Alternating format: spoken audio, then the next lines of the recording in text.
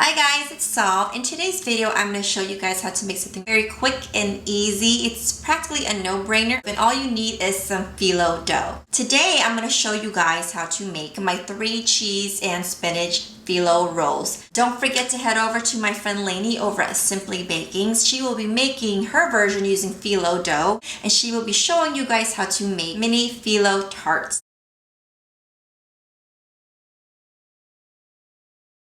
So don't forget to head over to Lainey's channel to pick up that recipe. She will be showing you guys a sweeter version. Mine is more on the savory side. So keep watching and I'll show you guys how it's done.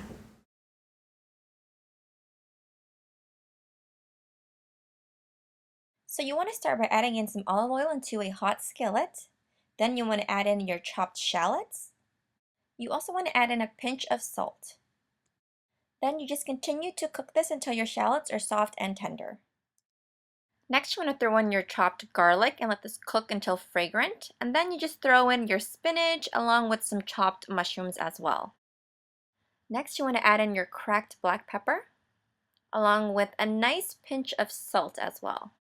Then you give this all a nice toss, and then I'm going to add in some cream cheese, a couple tablespoons. This is going to add a nice rich creaminess to the spinach, and then just cover. And I'm going to turn the heat down to medium and allow it to wilt just a little bit till that cream cheese begins to soften and the spinach begins to wilt. You want to remove the lid and stir it one more time and just check to see if it's softened to your liking. And then it's going to look a little bit watery, but we're going to fix that in a little bit and I'll show you how.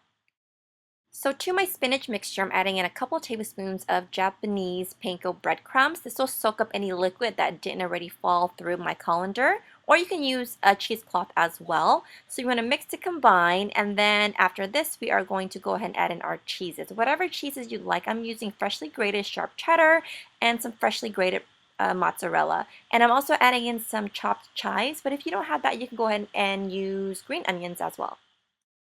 Next, I have my first sheet of phyllo that I'm adding onto my cookie sheet or baking sheet here, and I'm going to brush it lightly with some, well, not lightly, probably heavily with some melted butter. Now, my trick here is I'm only using melted butter on my first sheet, and the rest of the time I'm actually going to be using some butter baking spray to help cut back on some calories, and it's also going to make your life a whole lot easier, and it's going to make all this really, really easy and seem like a breeze. So now we're on to our second layer. Like I said before, to cut back on calories, we are going to add some butter flavored spray instead from here on out. Now the reason why I have to add melted butter to the first layer is only because when you roll up your phyllo, you want to make sure that it doesn't crack. And if you're just doing the spray the whole way, you might actually have some, cracked layers because it's kind of dry. So the first layer needs to be more moist than the other layers. Next, we're going to add our prosciutto. Now, I'm going to use 4 pieces here, but that was too salty for me, honestly. I'd recommend only using 2 next time and going horizontally right underneath of the spinach instead. Next, you want to add on all that yummy 3 cheese and spinach mixture right on top of your prosciutto. Next, with the spatula, if you need it, kind of get underneath there so you can grab a hold of all the layers and just continue to roll it nice and tight. And I'm also going to slightly butter it as I'm rolling it up as well, because again, I don't want anything to be too dry and I don't want anything to crack.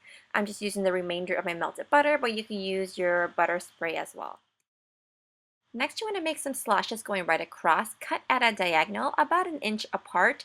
This is going to help prevent any cracking during baking, and it's also going to be much easier to cut into after it's done baking. Finally, just bake these off in a preheated 375-degree oven for about 30 minutes and they should come out looking like this.